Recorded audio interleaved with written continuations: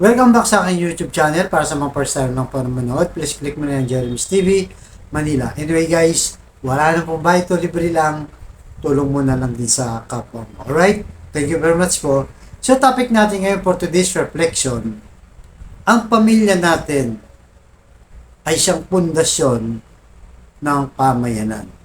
So ayan guys. So dapat ang pamilya ay laging aware sa mga nangyayari sa miyembro ng pamilya. So halimbawa, di ba, bilang isang magulang, may mga anak ka na nagpamilya na rin, bumukod na sa'yo. So ayahan mo sila.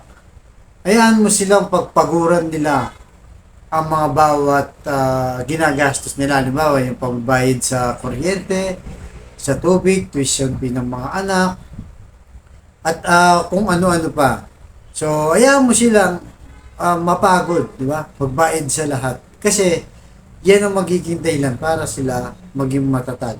Di ba? Matuto, magsimula, at kung paano patakbuhin ang kanilang mga pamilya. At syempre, isa sa pinaka-importante dito ay yung pagiging responsable natin sa ating mga anak. So, wag natin silang pabayaan. Kailangan, lagi natin silang binibigyan ng magandang asal, magandang halimbawa sa ating buhay. So, ayon sa taga-Epeso, chapter 6, verse 4, mga magulang, huwag ninyong ibuyo sa paghihimagsik laban sa inyo ang inyong mga anak.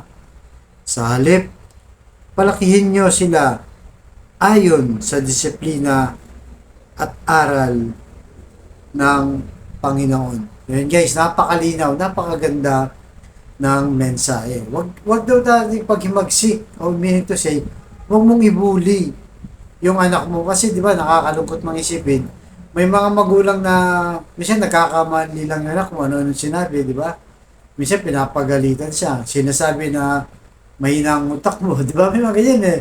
Meron naman BO na nagsasabi. Yung imbis na yung bata, makapulot ng aral sa iyo, ikaw pa nagtuturo ng paghihimagsik. Kaya habang tumatagal yan, sa araw-araw na sinasabihan mo ng ganyan, hindi na yung makikinig sa iyo dahil tumatatak na sa isip niya yung mga sinabi niya.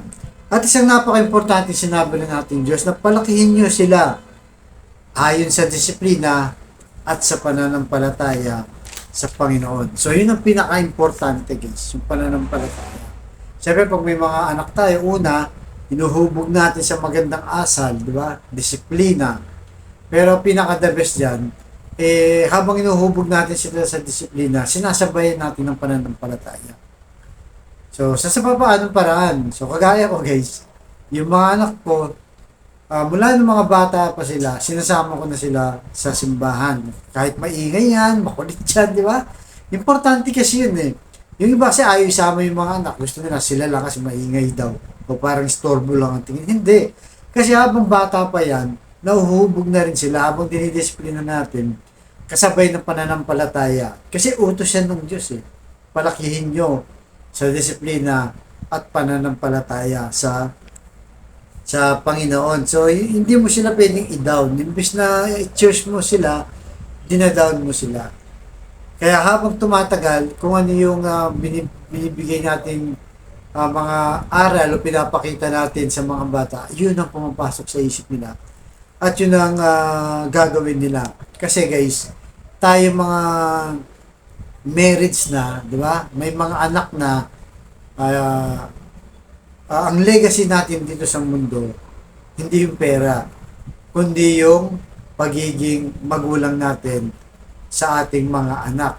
Dahil darating yung araw, pwede tayong tularan ng ating mga anak, di ba? So, kailangan yung pinapakita natin, yung talagang naayon, di ba? Sa disiplina at sa pananampalataya ng Diyos. So, turuan natin.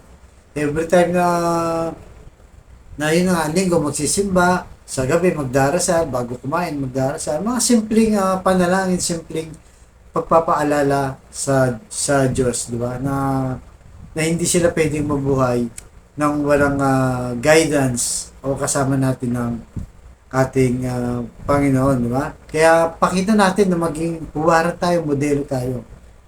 Baka, halimbawa, di ba, sa mga bisyo, alam naman natin, di ba, yung mga bata, pagkabata ka pa lang, marami kang pwedeng gustong subukin. So, kung sabi mo yung anak mo, huwag kang manigarilyo, anak. Pero nakikita ka, naninigarilyo ka, di ba? Huwag kang uminom, anak. Pero nakita ka, araw-araw kang umiinom. Di ba? Huwag kang magsugal, anak. Masama yan, pero ikaw nakikipagsugal.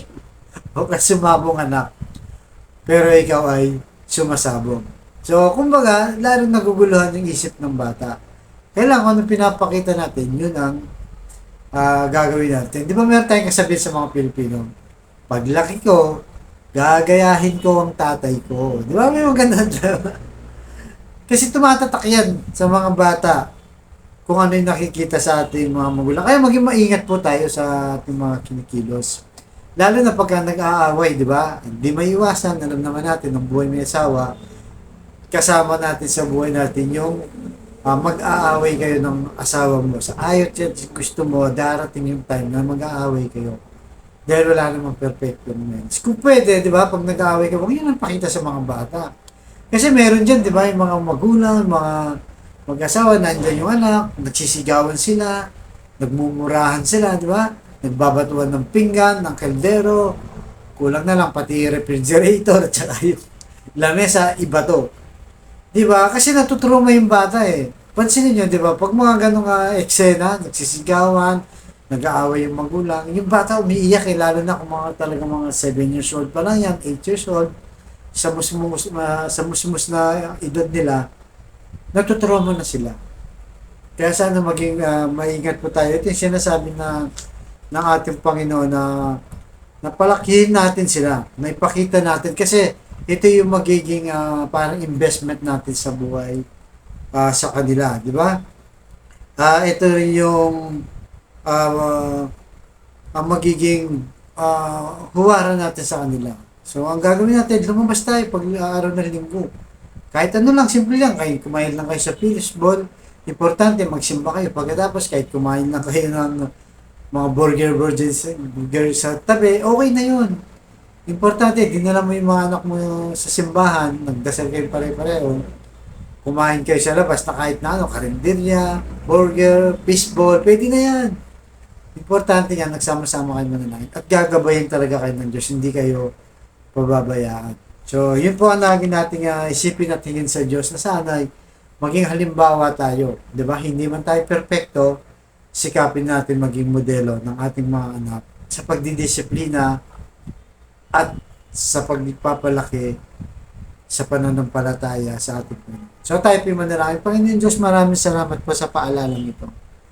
Na minsan nakakalimutan namin na binigyan nyo kami ng responsibilidad para sa aming mga anak, para turuan ng mabuting asal, lalo-lalo sa pananampalataya.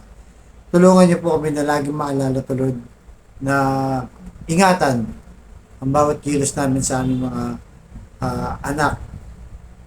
So, yun po ang aming dalangin sa inyo. So, sa kapatid namin nanonood sa aking vlog ngayon, kung may matindi kang karamdaman, financial, emotional, physical, lahat na, sabayan mo ko sa napakasimpleng dasal, pero epektibo, basta maniwala ka lang, manalig ka lang, manampalataya sa ating Panginoon Yesus. Amen. So, Lord, i-bless yung pong kapatid namin ngayon nanonood sa aking vlog, na may cancer na, Lord, bedridden na, at kung ano pang mga matinding karamdaman na kanyang nararamdaman sa kanyang katawan.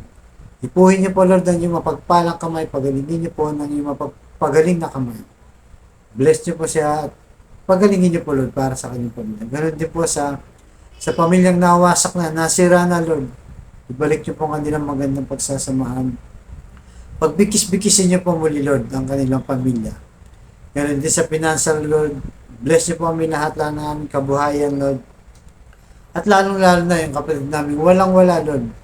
Ultimong pambili ng bigas, ulam, pamasahe, pambayad sa tuition, pambaon, Lord. Bless niyo po, Lord, ang iyong mapagpalang kamay, Lord.